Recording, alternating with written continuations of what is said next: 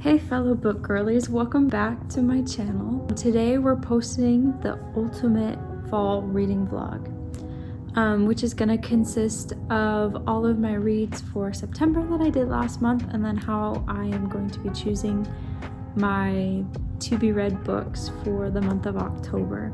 I'm so excited about it because I absolutely love this season. I love getting to dress because honestly, I'm still like a kid at heart. So let's get into it. Here's all the fun fall things I'm doing this month.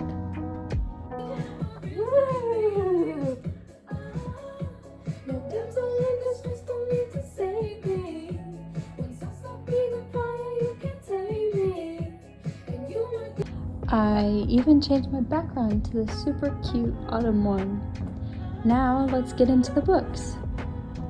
I'm going to show you the books that I read for September, and then the books that I'm choosing for this month, and then the ratings from the books that I read in September, and whether they have language in it or any spice, that kind of stuff in it, so I can let you know ahead of time if you want to read those. So if you're like me and don't like reading language or spice in your books, then this is for you.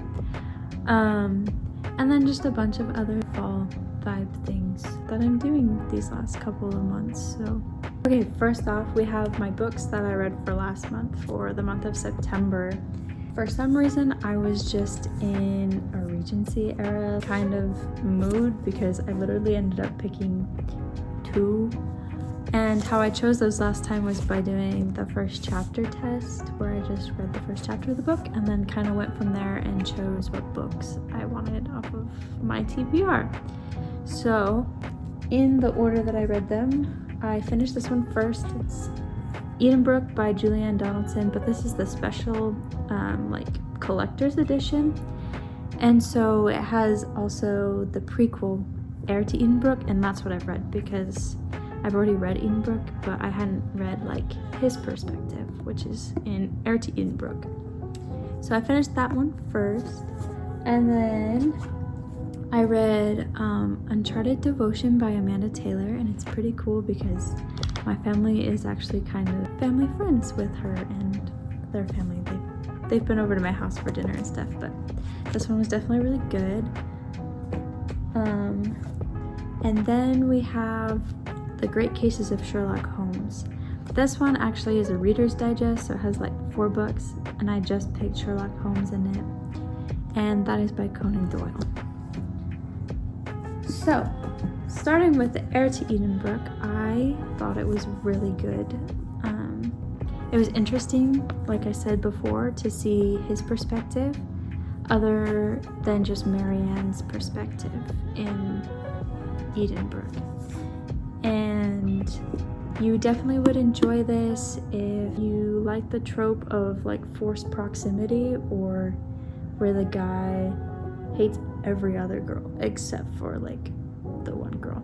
So if you're interested in that kind of tropes, you would definitely like this. I gave it a 5 out of 5 just because I really love Edenbrook, and I'm just kind of like connecting the two, and so they're like the same universe, same thing. So this also is getting a 5 out of 5 for the prequel. I apparently was just in the Regency era mood because I picked 2 of these, but that's okay. You can read Regency era books any time of year, right? Next, we have Uncharted Devotion by Amanda Taylor. I gave this one a 4 out of 5 stars. I finished this one just barely, like at the very end of September, but it's a really quick read. It is pretty short. I read it in like 2 days, just like while I was nannying. But I've had this one on my bookshelf for a while, and so I thought it'd be time to finally get to it because my mom had read it, and so yeah. But it was such a fun romance novel. It started off kind of sad. So I just got to the part in the book where Sir James Whitfield, he got back. He's been like serving in the Navy, but now he's come back all weird, and he's married, and his wife has wanted like nothing more than to see him after he's been gone for like I don't remember how many years it was. 5 years? So it's like a really long time, and she's really excited to see him, obviously. And he comes back all cold and won't give her a hug, barely talks to her. But it just kind of reminds me of my experience a little bit. My husband, he served a 2-year mission for our church, and we talked and emailed throughout his whole experience just once a week. So it wasn't anything super crazy, just because I wanted him to be focused on his mission and serving the people. He served in the Dominican Republic for about 2 years, and then I just kind of relate to it because he came back, and I guess it just took some getting used to again, like seeing him again. And obviously I still loved him and he still loved me, but it was just weird because we had both grown so much in 2 years, and so he was coming back to a brand new me, and I got to see the brand new him. So it took some getting used to. He wasn't super cold or anything, but it was just kind of a little bit of like a readjustment. But that's kind of the vibe I think she was going for, because it's kind of, their relationship is a trial, and so you like see them, how they grow throughout the book and become better for one another.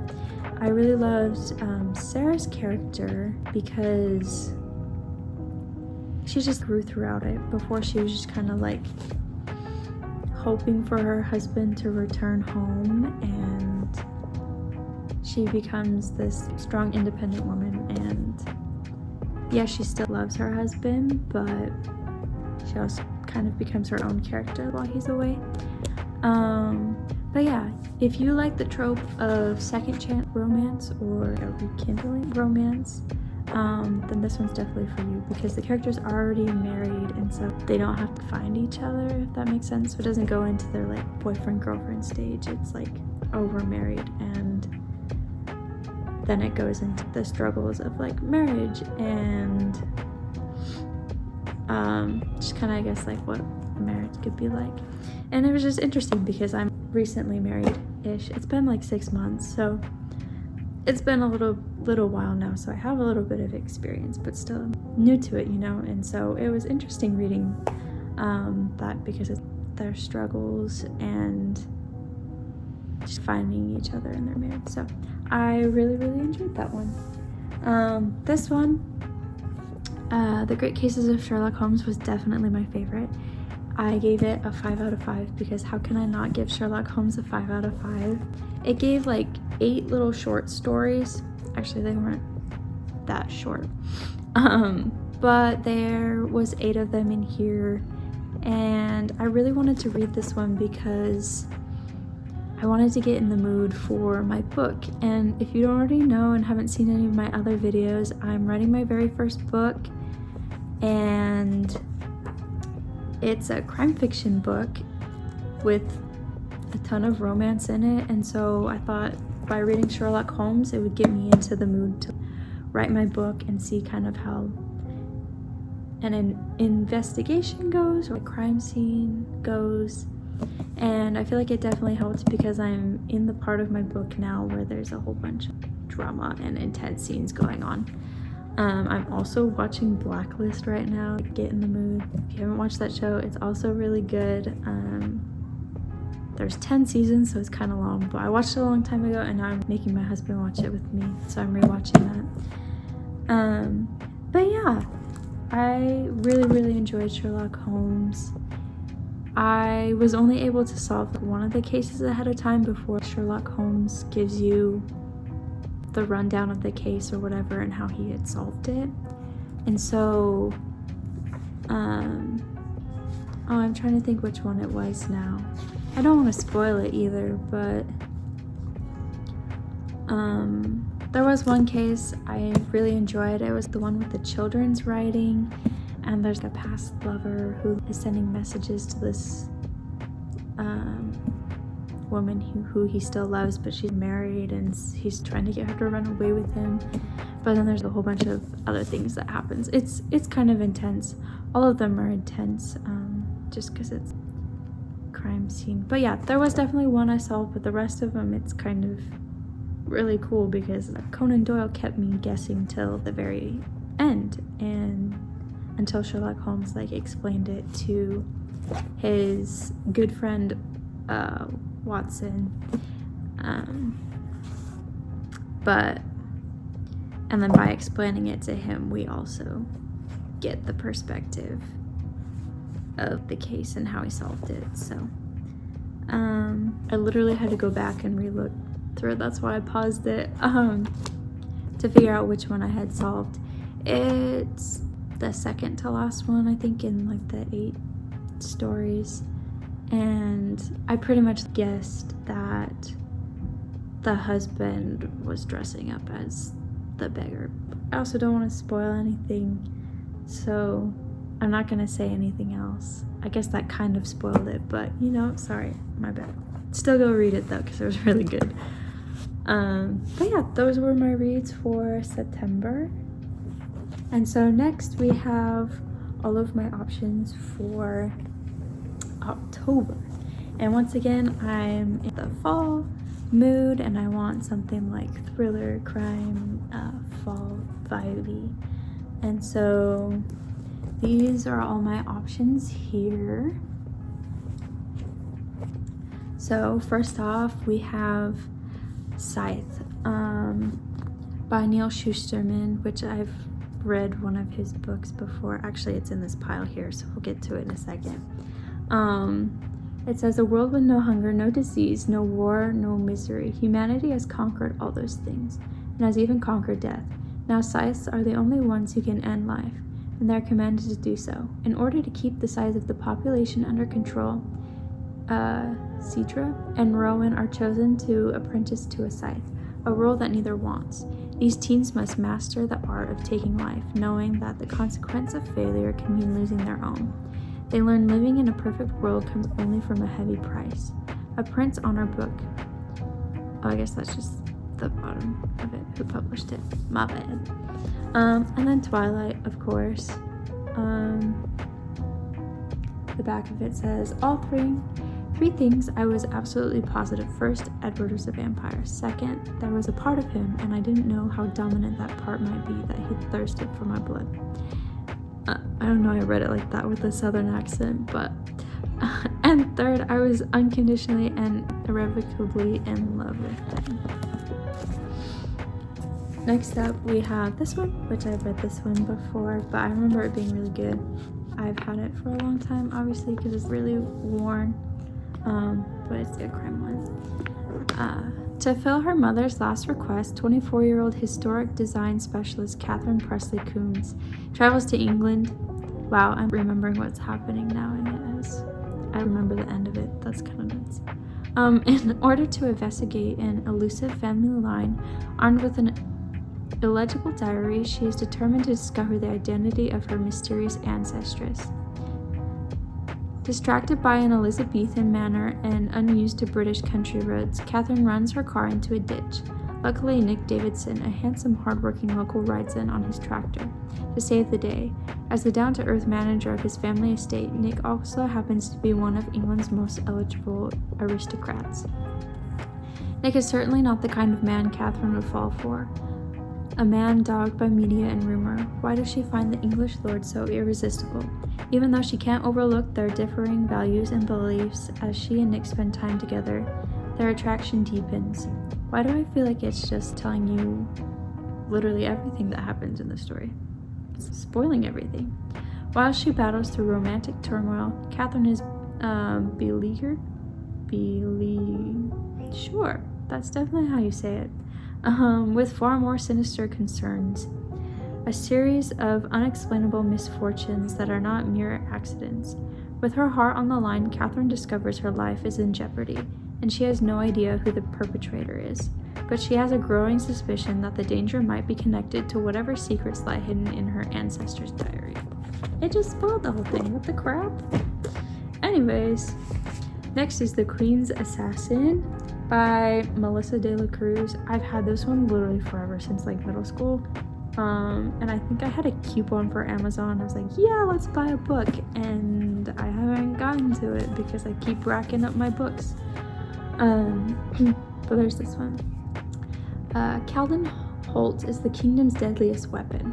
No one alive can best him in speed, strength, or brains, which is why he's the Hearthstone's guild most dangerous member. Cal is also the queen's assassin, bound to her by magic and unable to leave her service until the task she's set for him is fulfilled. Shadow of the Honeyglade has been training all her life to join the guild, hoping that one day she'll become an assassin, as feared and revered as Cal. But Shadow's mother and aunts expect her to serve the crown as a lady of the Renovian court. That's cool. Renovian. That's a fun word. When a surprise attack brings Shadow and Cal together, they're forced to team up as assassin and apprentice. Even though Shadow's life belongs to the court and Cal's belongs to the queen, they cannot deny their attraction to each other. But now, with war on the horizon and true love at risk, Shadow and Cal will uncover a shocking web of lies that will change their past forever. That one sounds intense. I hope I picked that one. This one, I've also heard is really good. My mom's read it. I've also seen the movie, which kind of stinks because I hate when I see the movie before I read the book because then it just kind of ruins it for me. But fun fact, I had this lady on my old shift tell me that I looked like the girl who plays the girl in the movie. I kind of see it, but not really. But I love the movie. The movie was really good, but obviously it's not going to be as good as the book. For years, rumors of the Marsh Girl have haunted Barkley Cove, a quiet town on North Carolina coast. So in late 1969, when handsome Chase Andrews is found dead, the locals immediately suspect Kaya Clark, the so-called Marsh Girl. But Kaya is not what they say. Sensitive and intelligent, she has survived for years alone in the marsh that she calls home, finding friends in the gulls and lessons in the sand. Then the time comes when she yearns to be touched and loved. When two young men from town become intrigued by her wild beauty, Kaya opens herself to a new life until the unthinkable happens. I'm gonna read this one too. I'm gonna read all of them, obviously, because they're like on my TBR and on my bookshelf. But Rebecca, a classic. I've read this one before and seen the different variations of the movies. Definitely not as good as the book. Rebecca is definitely like one of my all-time favorite books, but I also say that like about everything. So that's actually not true. I feel like I read a new book and I'm like, yeah, that's my favorite, even though it's not. But this is definitely one of my all-time favorites. This, along with Night by Eli Wiesel and The 7-Year Slip's really good. And oh my goodness, what is it called now? It's over here. Let me find it. Unbroken. That one's also really good. World War II book. But those are like my all-time favorites. Plus this one. All 5-star reads. Anyways, with these words, the reader is ushered into an isolated Greystone mansion on the wind-swept Cornish coast as the second Mrs. de Maxim de Winter recalls the chilling events that transpired as she began her new life as the young bride of a husband she barely knew. For in every corner of every room were phantoms of a time dead, but not forgotten, a past devotedly preserved by the sinister housekeeper, Miss Danvers, a suite immaculate and untouched, clothing laid out and ready to be worn, but not by any of the great house's current occupants. With an eerie presentiment of evil tightening her heart, the second Mrs. De Winter walked in the shadow of her mysterious predecessor, determined to uncover the darkest secrets and shattering truths about Maxim's first wife, the late and hauntingly beautiful Rebecca. Okay, and then this is the other Neil Shusterman one that I've read before. I haven't, though, read the second book, but it's been so long I've read this one that I need to like read it again before I start like the whole series. But yeah, this one's Unwind. Here it is. In a society where unwanted teens are salvaged for their body parts, 3 runaways fight the system that would unwind them. Connor's parents want to be rid of him because he's a troublemaker. Risa has no parents and is being unwound to cut orphanage costs. Lev's unwinding has been planned since his birth, as part of his family's strict religion. Brought together by chance and kept together by desperation, these three unlikely companions make a harrowing cross-country journey, knowing their lives hang in the balance. If they can survive until their 18th birthday, they can't be harmed. But when every piece of them, from their hands to their hearts, are wanted by a world gone mad, 18 seems far, far away. This one was really good. Like dystopian. I love those kinds of books too. Literally read everything, but romance is definitely my top genre. So we're picking 2 books to read for October, and then I'm gonna have one more for book club that we are picking, and it's a memoir by Tara Westover, pretty sure. Yeah, that was right. It's called Educated, a memoir by Tara Westover. So I have no idea what that's about, but how we're picking my other 2 books from my to-be-read ones over here is a TBR jar. Last time I did the first chapter test, and you can watch that video. I'll link it after this one if you want to go and watch that one as well. But yeah, we have my cute little fall jar that I decorated here. So we're just gonna shake this up and pick 2. Oh, I also have another book in here, but it was an audio book that I have downloaded, and so it wasn't in my pile of books, so I could also possibly be picking that one. So the first one up is Scythe. This one here, which my husband read this one, and then he bought the rest of the series, and he hasn't read those ones, but he said this one was really good, so yay. I'm really excited to read this one because he actually just finished this one. And then let's see here. Next up we have The Killing Game. So this is actually the audio book, one that I had downloaded that I added in here. That's also in my TBR. But yeah, I guess we'll also be reading that one. I don't remember what this one's about, but it sounds very Halloweenish, so yeah. So we have Scythe that we're going to be reading this month, and The Killing Game that we're going to be listening to, and then the memoir one for book club. So I'm super excited. I only picked like a couple books, that way I totally wish I could read more, but I've only been picking a couple books lately, is because so I can finally finish the book that I'm writing. I am a little more than halfway done, but I have some plans soon for other videos to get it done like faster, my writing process a little bit faster.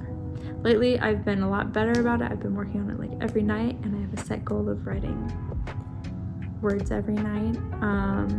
I write about like 1,200 words a day, and my goal is like 75,000 words. So we're getting there.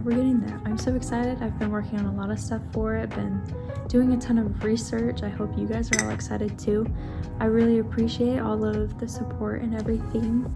The rest of the video, we're gonna be doing some fallish things to get in the mood for Halloween.